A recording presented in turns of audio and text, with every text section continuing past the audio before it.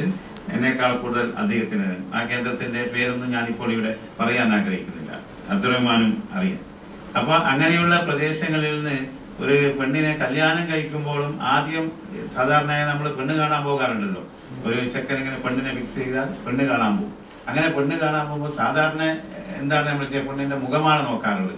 പക്ഷെ ആ കാലത്ത് താഴോട്ടാണ് നോക്കാം ആ പ്രദേശങ്ങളിൽ ഒരു പെണ്ണിനെ കല്യാണം കഴിക്കുമ്പോൾ.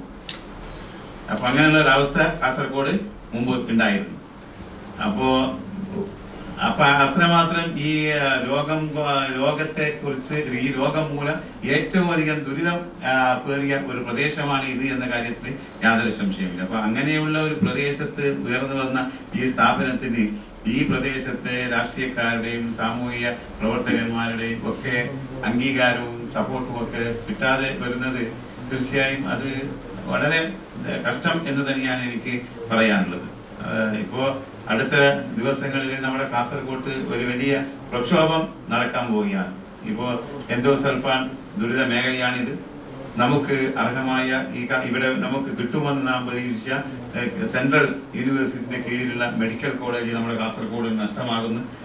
അതുമായി ബന്ധപ്പെട്ട് വലിയ പ്രക്ഷോഭം ഇവിടെ നടക്കാൻ പോവുകയാണ്. അത് നമുക്ക് കിട്ടുമെന്ന് നാം വിചാരിച്ച സ്ഥാപനം ഇവിടെ നമ്മുടെ കയ്യിലുള്ള ഈ സ്ഥാപനത്തെ സംരക്ഷിക്കാൻ നമുക്ക് കഴിയുന്നില്ല. സെൻട്രൽ യൂണിവേഴ്സിറ്റിയുടെ കീഴിൽ നമുക്ക് ഒരു മെഡിക്കൽ കോളേജ് കിട്ടുമെന്ന് നാം പ്രതീക്ഷിച്ചതാണ്.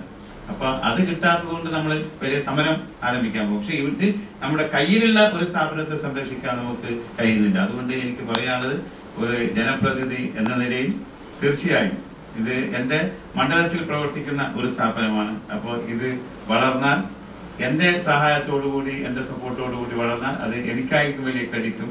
മാത്രമല്ല ഡോക്ടറെ കുറിച്ച് പറയുമ്പോൾ അദ്ദേഹത്തിന്റെ ലൈഫ് തന്നെ സ്പെയർ ചെയ്തത് ഇതിനു വേണ്ടിയാണ്. അദ്ദേഹത്തിന്റെ ജീവിതം തന്നെ ഒഴിഞ്ഞു വെച്ചു. അപ്പോൾ അദ്ദേഹം എത്രമാത്രം ക്ലേശം വ്യക്തിപരമായും മറ്റു രീതിയിലൊക്കെ എത്രമാത്രം ബുദ്ധിമുട്ടിയാണ്, എത്രമാത്രം ക്ലേശം സഹിച്ചാണ് ഈ സ്ഥാപനത്തെ ഇങ്ങനെ എത്തിച്ചത് എന്ന് നമുക്ക് എല്ലാവർക്കും അറിയാം. അതുകൊണ്ട് അദ്ദേഹത്തോടുള്ള ബന്ധത്തിന്റെ പേരിലും അദ്ദേഹത്തോടുള്ള സ്നേഹത്തിന്റെ പേരിലും ബഹുമാനത്തിന്റെ പേരിലും തീർച്ചയായും ഇപ്പോൾ ഒരു ജനപ്രതിനിധിയാകാൻ എനിക്ക് കഴിഞ്ഞത് വലിയൊരു കാര്യമായിട്ട് ഞാൻ എടുക്കുന്നില്ല. പക്ഷേ അതൊരു സൗഭാഗ്യമാണ്. ഒരുപക്ഷെ ഇതുപോലെയുള്ള സ്ഥാപനത്തിന് വേണ്ടി പ്രവർത്തിക്കുവാനുള്ള ഒരു അവസരം ദൈവം എനിക്ക് തന്നതായിരിക്കും എന്ന് ഞാൻ കരുതുന്നു. അപ്പോൾ ദൈവം തന്ന ആ അവസരത്തെ തീർച്ചയായും പാവപ്പെട്ട ആളുകൾക്ക് വേണ്ടി ഉപയോഗപ്പെടുത്തണം. നമുക്ക് കഴിവ് തരുന്നത്, ഇതുപോലുള്ള സ്ഥാനം തരുന്നതെല്ലാം ദൈവമാണെന്ന് വിശ്വസിക്കുന്ന ഒരാളാണ് ഞാൻ. അപ്പോൾ ആ ദൈവം ഒരാൾക്ക് പണം കൊടുക്കുന്നത് എന്തിനാണ്? വെറുതെ അയാൾക്ക് ചെലവാക്കാനല്ല. ആ പണം മറ്റുള്ളവരുടെ കഷ്ടപ്പാട് നീക്കുന്നതിന് വേണ്ടി ചെലവഴിക്കുന്നതിനാണ് ഒരാൾക്ക് ദൈവം പണം നൽകുന്നത്. അതുപോലെ ഒരാൾക്ക് പദവി കൊടുക്കുന്നത്. ഇപ്പോൾ ദൈവമാണ് ശ്രീ നരഹരിനെ ഡോക്ടറാക്കിയത്. ദൈവം ഒന്ന് നിശ്ചയിച്ചിട്ടുണ്ടാകും, അയാൾ ഡോക്ടർ ആയാൽ പാവങ്ങൾക്ക് വേണ്ടി അയാൾ ഗുണം ചെയ്യും, സഹായിക്കുമെന്ന്. അതിനു വേണ്ടിയാണ് ദൈവം അദ്ദേഹത്തെ ഡോക്ടറാക്കിയത്. അപ്പോൾ എന്നെ ഇപ്പോൾ MLA ആക്കിയത് ദൈവം നിശ്ചയിച്ചിട്ടുണ്ടാകും. 2011 നീ MLA ആയാൽ മതി, അതിനു മുമ്പ് ആകേണ്ടായിരുന്നു. അപ്പൊ 2011 എന്നെ MLA ആക്കിയത് ഒരുപക്ഷെ ഇതുപോലെയുള്ള സ്ഥാപനത്തിന് വേണ്ടി പ്രവർത്തിക്കാനായിരിക്കും. അപ്പോൾ ദൈവം തന്ന ഈ അവസരം ഞാൻ ശരിക്കും ഉപയോഗപ്പെടുത്തും. ഏതൊക്കെ വിധത്തിൽ തിരുവനന്തപുരത്ത് എന്നെ സഹായിക്കാൻ ശ്രീ ശശിധരനുണ്ട്. അപ്പൊ ഞങ്ങൾ രണ്ടുപേരും ഒത്തൊരുമിച്ച് എന്തൊക്കെ സഹായങ്ങൾ ഗവൺമെന്റിൽ നിന്ന് നേടിയെടുക്കാൻ പറ്റുമോ അതൊക്കെ നേടിയെടുക്കും.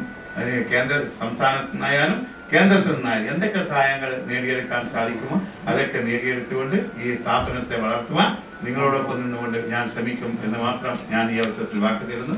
ഇവിടെ വരാനും ഇവിടുത്തെ ഈ പ്രവർത്തന രീതിയൊക്കെ നേരിൽ കണ്ട് മനസ്സിലാക്കുവാനും അവസരം നൽകിയതിന് പ്രത്യേകിച്ച് ശ്രീ ശശിധര, ഡോക്ടർ നരഹരി, ഡോക്ടർ ബോസ്, അബ്ദുറഹ്മാൻ, നിങ്ങളോട് എല്ലാവരോടും നന്ദി പറഞ്ഞുകൊണ്ട് ഞാൻ എൻ്റെ വാക്കുകൾ ഉപസംഹരിക്കുന്നു.